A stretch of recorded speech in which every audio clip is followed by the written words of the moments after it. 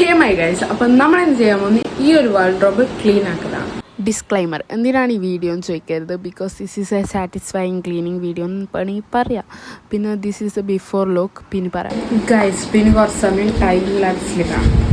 Guys ഇതിൽ രണ്ട് സംഭവം നമ്മൾ ചെയ്യലാണ്. പഠിക്കലും ഉണ്ട്, പിന്നെ മേക്കപ്പ് അങ്ങനത്തെ ആക്സസറീസ് എല്ലാം ഇടാണ് വെക്കൽ മേലെ. അത് രണ്ടും കൂടി വെച്ചാലും അത് മെസ്സപ്പാകുന്നത് ഭയങ്കര നല്ലോണമാണ്. അതുകൊണ്ട് തന്നെ നമ്മൾ കുറച്ചും കൂടി നന്നായിട്ട് മേക്ക് ഓവർ അല്ല ഇങ്ങനെ അറേഞ്ച് ചെയ്യാമെന്ന് വിചാരിച്ചു അതേ സ്ഥലത്തും.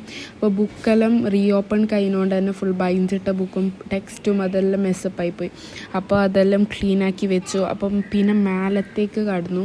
അതിന് ആ സ്ട്രെയിറ്റ്നറെല്ലാം പൊടി പിടിച്ചിട്ടുണ്ടായിരുന്നു. അപ്പോൾ അതെല്ലാം തുടച്ച് പിന്നെ പണ്ടത്തെ ഫോട്ടോ എല്ലാം ഉണ്ടായിരുന്നു. സോ അതെല്ലാം നോക്കി വെറുതെ ഇരുന്ന് കുറച്ച് time. This is 10th class me. And ഇപ്പം ഞാൻ വലിയ +2 ഒരു ഗേളായിട്ടുണ്ട്.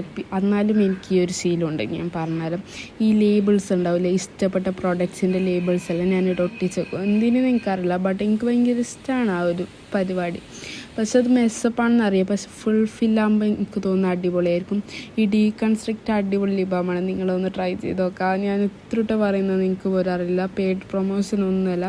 പിന്നെ സ്പ്രേസ് എല്ലാം വെച്ചിട്ട് ടിഷ്യൂവും കൂടി വെച്ച് കംപ്ലീറ്റ് ആക്കി നമ്മൾ ക്ലീനായി.